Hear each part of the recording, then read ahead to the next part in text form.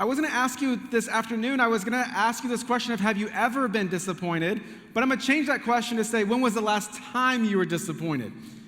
You might even be disappointed that we're talking about disappointment. You're like, that's not what I came to church for. I remember when I was young, my parents were hyping up this vacation, and I have one younger sister, and they were like, this is going to be the best vacation ever, like, get ready. And there's one thing about me, and that's that I hate surprises. It might be because of the story, but I just do not like surprises. And so my parents were like, get packed, this is going to be amazing. And so as a young boy, you're like, we're going to go to Disney World, like, or we're going to go to the Football Hall of Fame, or the Basketball Hall of Fame, or the Baseball Hall of Fame, or something sports. It's going to be amazing. And so we got to that day where we're ready to go, and we put our stuff in the car, and my parents, we began driving, and we're not going to the airport. We're not going to like an exotic place. We're going further into the desert. I'm like, where are we going? And finally we get here to this place where my parents are like, we're here. Where is here? We went to Calico Ghost Town.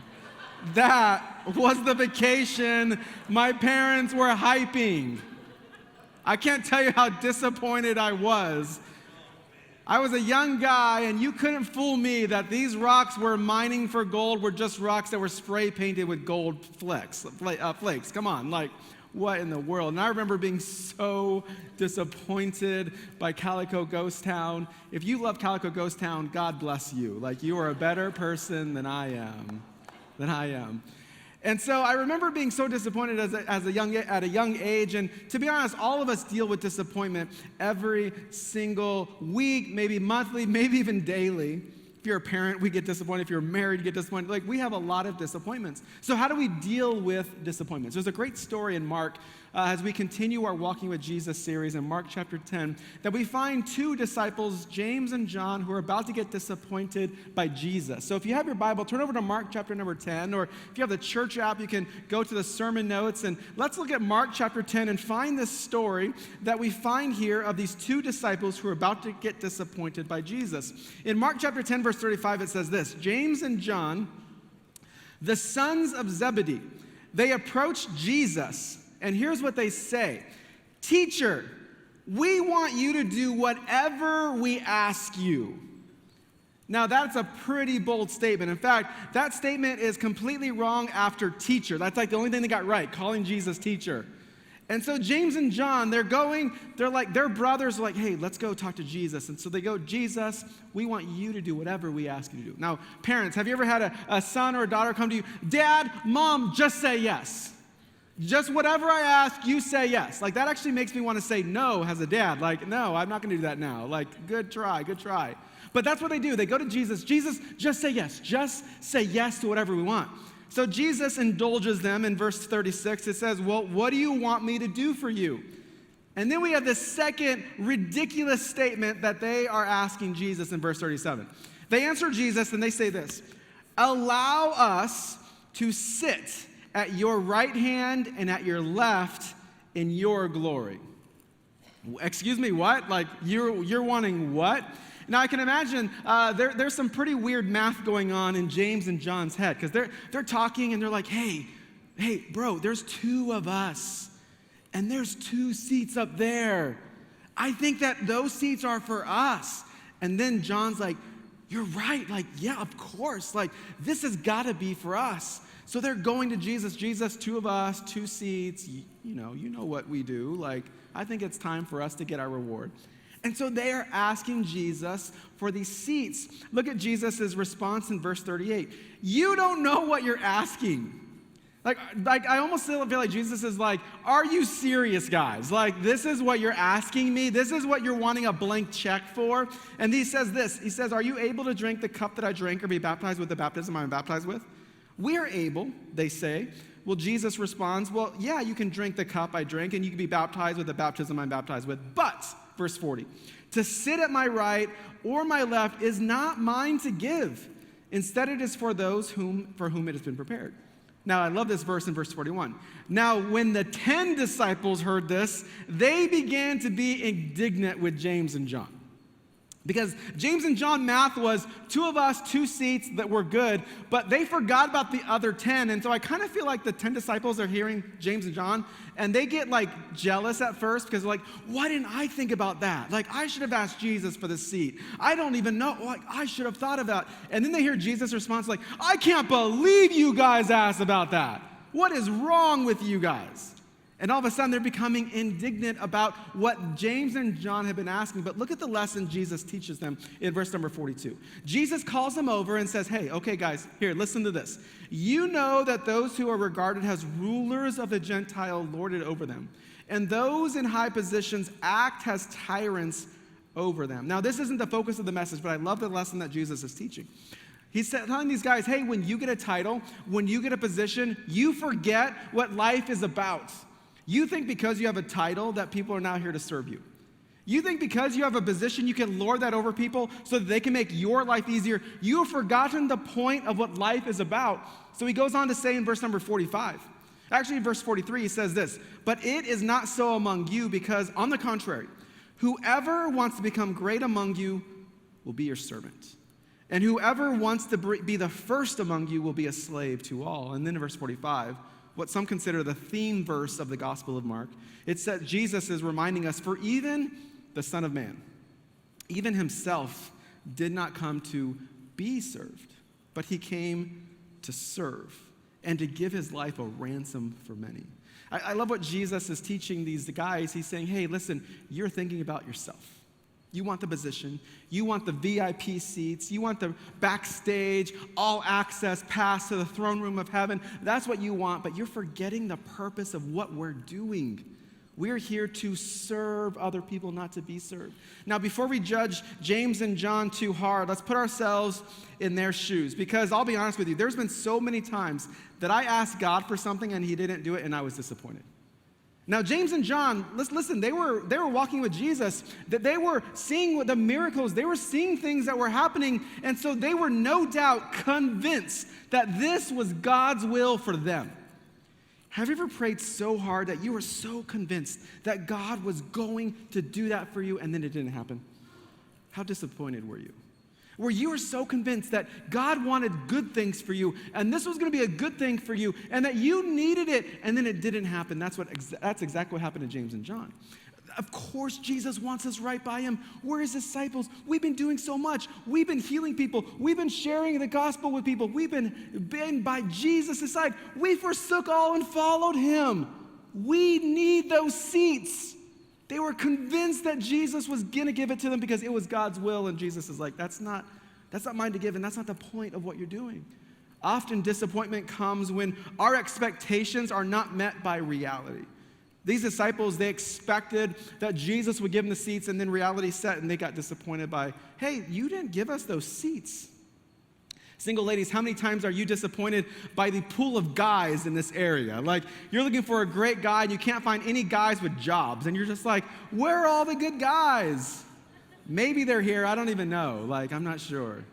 But many times you and I get disappointed because our expectations of what we're thinking, maybe you get married and you're like, once I get married, I will arrive, things will be smooth sailing, and then the people that are married for more than 7 days are like, haha, yeah, right. You're going to be disappointed. Or maybe you potty train your kids and you're like, this is amazing. Like, life is going to be good. And then you go into another phase where you're like, oh man, I forgot about that one. Or if maybe you finally, all your kids are out of your empty nest. You're like, I finally have my house to myself. And then you get disappointed because now it's too quiet. Now there's something else that's taking your attention. Often we get disappointed when our expectations are not met by reality. But many times also we get disappointed because we convince ourselves that what we're asking God for is his will for us. And too many times we allow ourselves to think that, of course, Jesus wants this for me. Of course, this is what I need. Of course, I know what's best. That's what James and John thought. Of course, this is what God wants for me. He wants to esteem us. He wants to give us a privileged place. We're his disciples. We're the ones that have followed him. We're the ones that gave up everything. Of course he wants this for us. And many times we get disappointed because we think that God is supposed to do what we want. I'm going to share with you some thoughts of how we can deal with disappointment. There's some surefire, some telltale signs that you and I can find in our life. But before I get there, I want to give you one quick aside that it's interesting that James and John were the two guys who asked Jesus for these seats. Because if you've read the Gospel of John, John is always bragging that he's the disciple that Jesus loved. Basically, he's saying throughout the Gospel of John that he's Jesus' favorite. Now, I have two daughters, and I won't say who it is, but one of my daughters always tries to remind me and tell me that they're my favorite. They sign birthday cards like, Dad, I'm your favorite daughter. They tell the other one, I'm Dad's favorite. Like, that's kind of John. Like, he's like, I'm Jesus' favorite. And I wonder if that played into this where he's like, Jesus, you know, we're tight. Like, I'm your favorite. Like, I'm your favorite disciple. Like, and so he was always asking Jesus for this. But here's what's fascinating. When John wrote his gospel, do you know what story he did not include in his book? This one. John is like, that was a bad idea. Like, I don't know why I asked that. I'm not going to write that in my story. Like, no, that's going to. And then I love Matthew and Mark. They're like, but we're going to write it down to make sure everyone knows what you did. And so John, the favorite disciple, the disciple that Jesus loved, is now putting his foot in his mouth and asking for things that was never God's will for him. And as a result, he got disappointed. So how do you and I deal with disappointment? How do we work through some of the challenges that we face? Because disappointment comes to all of us. Well, the first telltale sign, the first surefire way that you're going to disappoint yourself is, number one, by setting yourself up. Here we find in Mark chapter 10, in verse 35, that these disciples set themselves up. Jesus, just say yes. Jesus, whatever we ask for, you just give to us. Well, how many of you know when you pray that prayer to God, you're just setting yourself up for disappointment? Because too often what you think you need, what God knows you need, doesn't match up. And many times we just sabotage ourselves in our daily life. Now, the writer of Hebrews, he writes in Hebrews 4, he says, we need to boldly approach the throne of grace, and I believe that. But I also think that the writer of Hebrews is saying, boldly approach the throne of grace so that you can make requests for others. Now, here's what I think. I think that if James and John go to Jesus and say, Jesus, whatever we ask for, you say yes. And Jesus, he indulges them. He's like, okay, let me know what you're asking for. And I wonder, and I think, maybe if James and John were to say, hey, we really want you to bless Peter. Matthew, he was a tax collector. Like, he's had a rough past. Would you give a blessing to him? I wonder if Jesus was like, what a great request. We're gonna go bless them. We're gonna go honor them. But too many times we set ourselves up by making these bold prayers for us. When was the last time you made a bold prayer for someone else? When was the last time you made a bold prayer for your friend, for a family member, for an enemy?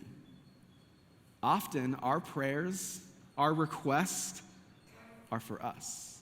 One of the reasons we have disappointment in our life is because we set ourselves up, because we focus only on ourselves. And so James and John, they remind us that, hey, you and I, we need to think outside of us. That's why I have a huge issue with prosperity gospel, name it, claim it kind of preaching, because what they're doing is, hey, you declare a blessing for you, but aren't we to bless others? Aren't we to say, hey, God, use us to bless other people? I'm not against God blessing you. I pray that you would get a blessing, but you need to pray that others get a blessing. And too many times we're so focused on God, bless me, give me, serve me, and we set ourselves up for disappointment. James and John says, Jesus, just say yes to what I want. But what they should have been saying is, Jesus, I'll say yes to what you want. Too many times you and I set ourselves up by focusing on just us. We make our selfish request known to God. We boldly approach God for me. God, I need this. But let's go pray for someone else. There's someone else that needs healing. Let's go pray and boldly request God to heal them. There's someone that needs a promotion or a financial miracle, or they need something resolved relationally, or they need their child to come back to their home or back to the faith. Let's pray and make bold requests for them, and we'll leave all the rest to God. Too many times we set ourselves up by saying, God, bless me. And here's the reason, and the second surefire way, the second telltale sign that we really are disappointed is not only do we focus on our requests, not only do we set ourselves up, but the second sign we find in verse 37 is that we think too highly of ourselves. I don't know why in the world James and John in verse 37 thought that they had the rite of passage to those seats in heaven. And actually, I think I found an answer. This week I was like, why would James and John think they deserve those seats? And if you read Matthew's account of this story, there's one person in that story that I think unlocks the answer. I think the reason James and John thought they deserved those seats was because of their mother. If you read Matthew 20, verses 20 and 21, you'll find James and John's mother. I imagine she's standing on the side watching her boys go to Jesus. Hey, we need those seats. Jesus is like, I don't think so. And she's marching right over hold on, Jesus. Do you know my boys? They're amazing. They get those seats.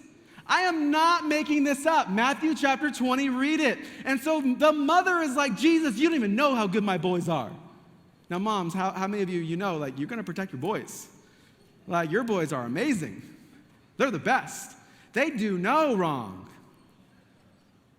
And so the mother of James and John was like, Jesus, you better give them those seats because those are my boys and they deserve it. But when you find out many times, parents, let's talk about this for a second. It is not your responsibility to help your kids be grounded in their own self-esteem.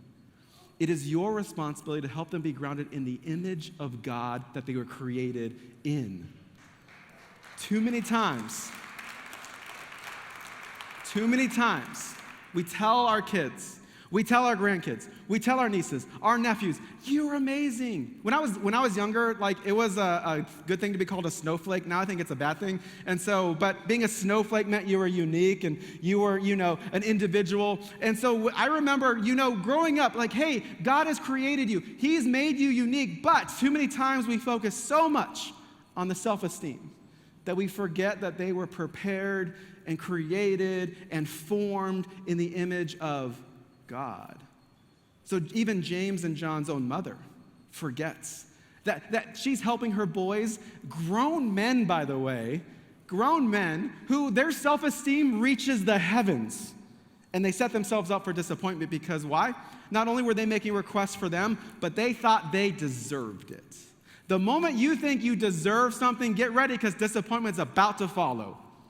Too many times you and we think that, hey, don't you know who I am? Don't you know what I've done? Don't you know who my mom is? I deserve that. I get that. I own that. And many times we have this mentality that Jesus just needs to be grateful because we are part of his family. I remember my first job that I ever had was at Blockbuster Video, but that was not the first job interview that I had. I remember as a 17-year-old boy, I thought I could do anything.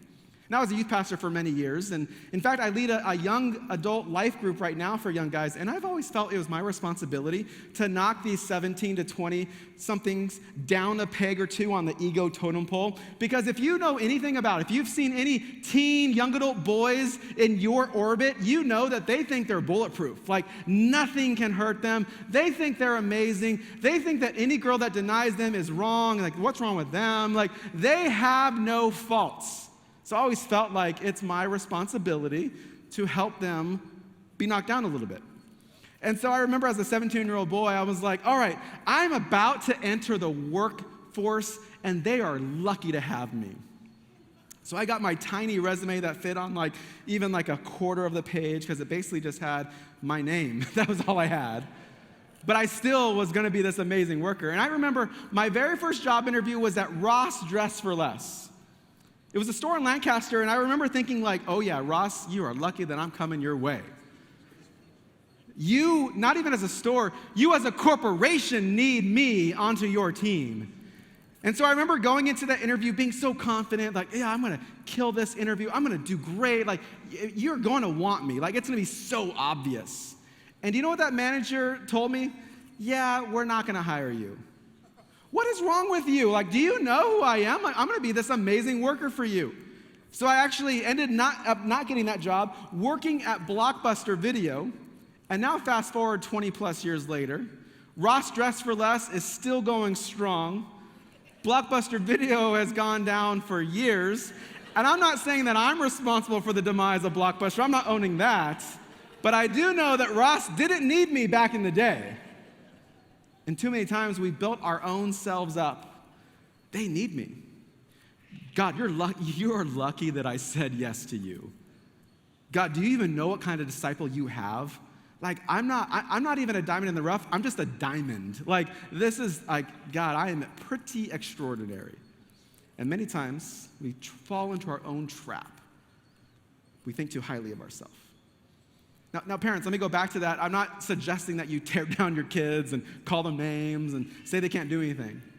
But what I do want to encourage you is that the world tells them to get all they can, but you need to remember that God tells them to give all you have. The world tells them you deserve it, but God's going to tell them, I sacrifice this for you.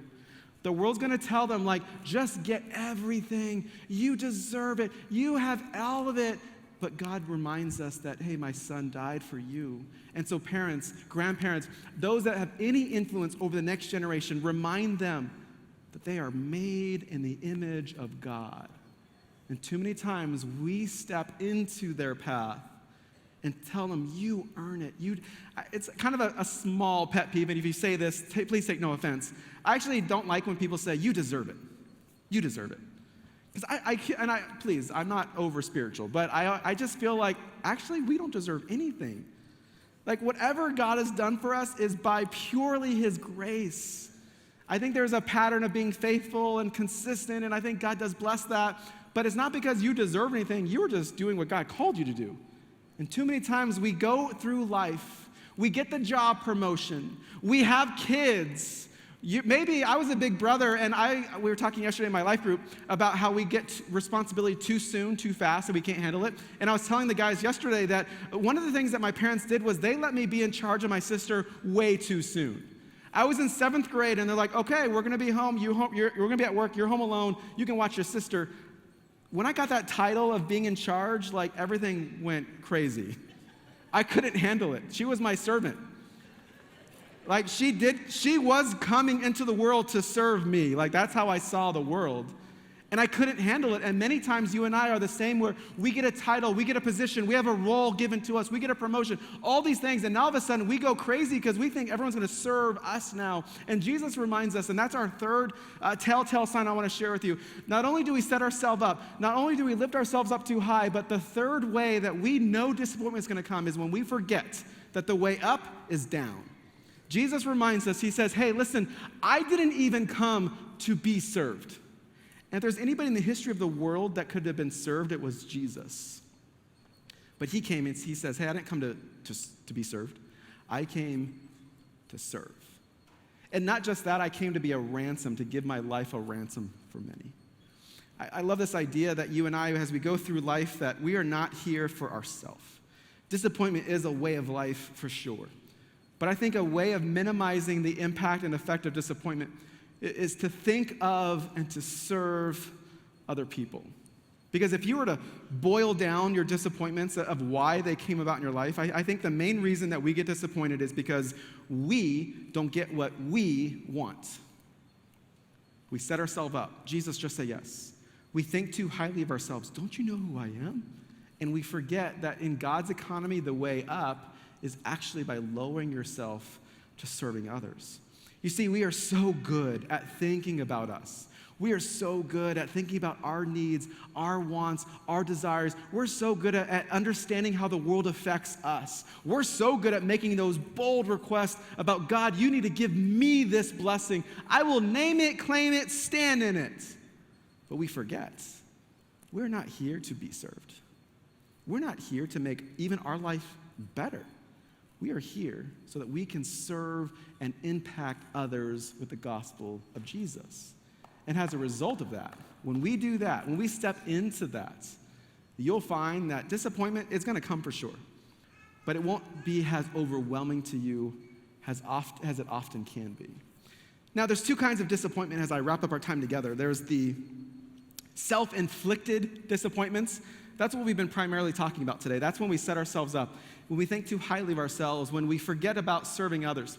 But there's also another area of disappointment that I wanted to just shine some light on for just a moment, and that's the others-induced disappointment.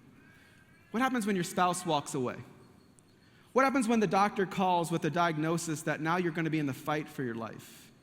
What happens when your son, your daughter walks away from their faith and you're just so burdened and heartbroken over them leaving what you were faithful to teach them? What happens when we find disappointment that have become from others in our life? What happens when we're rocked to the core because of something someone else has done in our life? Years ago, there was this world-famous chess tournament over in Europe, and players from all around the world came to play in this tournament. And there was this really well-known, famous painting that was painted by a guy named Friedrich Moritz August Retsch. And he titled this painting Checkmate, which you see there on the screen. And it's of two players who are playing this game of chess. And the player on the left thinks that he's got the player on the right in a checkmate. If you're unfamiliar with any chess terms, checkmate means it's game over. It means that the king, the primary piece on the board, has no other moves to go. He's trapped. And so the game is over. In fact, in games, in these matches, it's often customary that the losing player actually tips the king over on the board to signify that the game is over. And so this chess player, in between matches, he's looking at this painting and he's studying and he's like, I just feel like something's wrong about this painting. So he's analyzing it, he's looking at the board, he's studying the pieces, and something just does not click with him. So his friend comes over, he's like, you've been looking at this painting for a long time, what's going on? And this chess player is like, I just think that this painting is wrong. I don't think it's actually checkmate. And so his friend begins looking at it and he's like, I think you're right. I think you're right. I think the king has another move. So this chess player is looking at it, he's like, yes, that's it.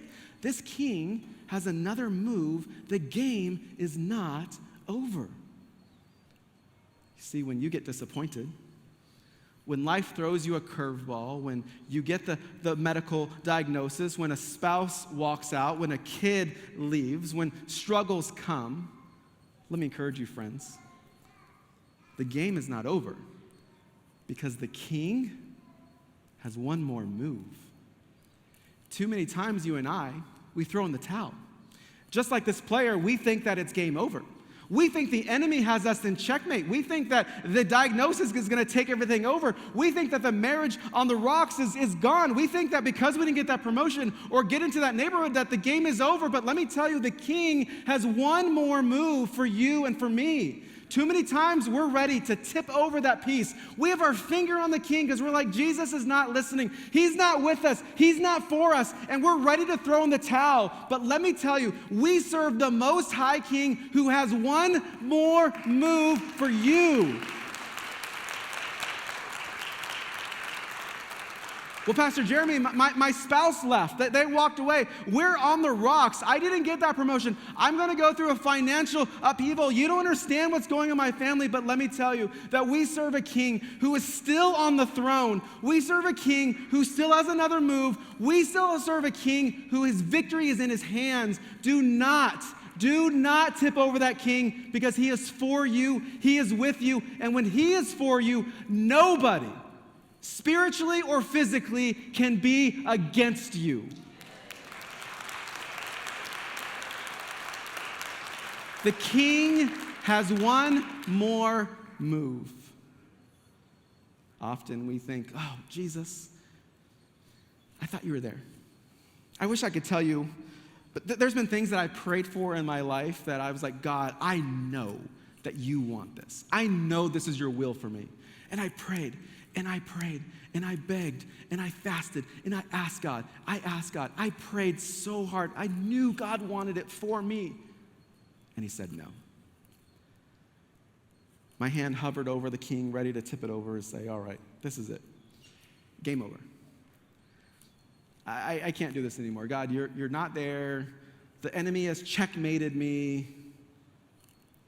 But let me tell you, as I look back, as I look back at those prayers that I was so boldly praying and they weren't answered, I look back and I realize, you know what? The king had another move that I didn't see that changed everything. There's a move in your life that the king has for you that if you don't tip that king over, if you don't walk away, he's ready to move. The enemy thinks and wants you to think you're down. The enemy wants to think that you're in checkmate. The enemy wants you to think that your king has no more moves. But let me tell you, friend, let me encourage you, let me challenge you, let me remind you that whatever you're facing in life, and as insurmountable as it will be, as overwhelming as it will be, as much as you feel you are in this checkmated position, let me tell you, you serve a king who has another move. He will not let you down. He cannot let you down, and he will be there for you. Let him move. Let him move. Too often, you and I, we have this mentality that we have to make things happen. That we have to put all the pieces on the board and make all the moves because, we're just going to set ourselves up because we earn this, we deserve it. And so we put ourselves in a bind. Paint ourselves in the corner where we think, oh, Jesus is not there. You don't understand, Pastor Jeremy. I have things that I'm ashamed of, I'm embarrassed for, I wish I had it done, I wish it wouldn't been done to me, and I just don't see a way out. You've been severely disappointed. This has been an others-inducing disappointment that you just don't see any way out. Let me remind you, friend. Let me encourage you that the king has another move for you, that if you'll just step back, if you'll just ask God, I need you. God, I need you to step into this because it doesn't seem as if there is a way. There's an old song that we used to sing growing up, God will make a way where there is no way because the king has another move. You are a son, you are a daughter of the Most High King.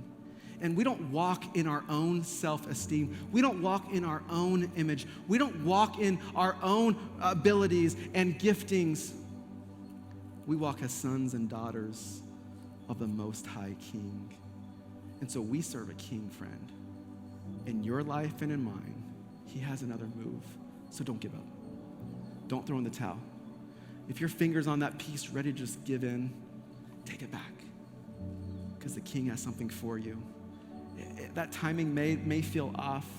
He may not even be moving fast enough for you. You may even feel that there's a disconnect, but I assure you, as a child of the king, he is for you. He loves you. He is there with you. You are not alone. You don't walk alone because he has another move for you, and he's going to win the game that you never thought was winnable. The king has another move, so allow him to move for you. Would you bow your heads and close your eyes with me as we wrap up our time together? And I do think that there are people in here who have their hand on the piece, the king, that they're ready to just throw in the towel and tip the piece over and say, God, I did my best and it didn't work out. So I'm just going to kind of do my own thing and walk my own way. And if you want to come back later, great. If not, this is it. And I think too often you and I have this mentality that we have to make it happen. We have to make the moves. But let me remind you, it's the king that has another move. And so let me encourage you. Perhaps you walked in here with the biggest disappointments of your life. Perhaps even right now you're watching online or you're sitting in here, you're just like, Pastor Jeremy, I am so disappointed right now in God that he just has not been listening or hearing. Let me tell you, he has another move for you. You serve the Most High King. And for those who are struggling, yeah, you've been self-sabotaging you, but there's been some disappointments that have been coming at you that you just don't know how to handle. Offer those to the king. Give your burdens to him. He cares for you. He can release those from you. He can help you in that. You don't have to do this alone. Perhaps you're watching online, or maybe you're even with us in this room, and you have never even said yes to the king. You've never said yes to God. You've never invited him into your life. And maybe you feel like you're struggling, that you're balancing everything, that you're like, I can't make life work. Well, the very first step is to say yes to him, to invite him into your life and say, Jesus, I need you. This is a life-altering decision that will be the greatest decision of your entire life. And it starts with a simple yes. We're not saying, Jesus, you just say yes to me. We're actually saying yes to Jesus. And so if you are watching online, you can join in a prayer with us in just a moment. Wherever you are, God will hear you. He'll answer your prayer. But if you are in person with us in our worship center and I can see you, and maybe you've never made that decision to say yes. There's been many people already in our services today that have joined the family of God, that have said yes to the King. Perhaps you're in this service and you say, Pastor Jeremy, I need to say yes. I won't embarrass you. I want to agree with you. But would you do me the honor of just raising your hand and saying, Pastor Jeremy, would you include me in that prayer? Because I want to say yes. Anybody at all in this service that would say, would you include me? I see you. I agree with you. Thank you for your honesty, for your boldness. I see you as well. Thank you. I don't want to miss anybody. This is a moment that changes everything. You can feel overwhelmed, but the King has another move. I see you as well. Thank you. I agree with you. The King has one more move, and it starts with saying yes to God. For those that raise their hand in this room and for those that are watching online, you could pray something along these lines. Dear God, thank you for loving me. Thank you for sending your son, Jesus, to die on the cross for me. I know that I've done wrong. I know that I'm a sinner. But would you forgive me? Would you come into my life and clean me from the inside out and help me to walk in your ways all the days of my life? Thank you for this free gift of salvation. Thank you for loving me. And I pray this in Jesus' name. Amen. Amen.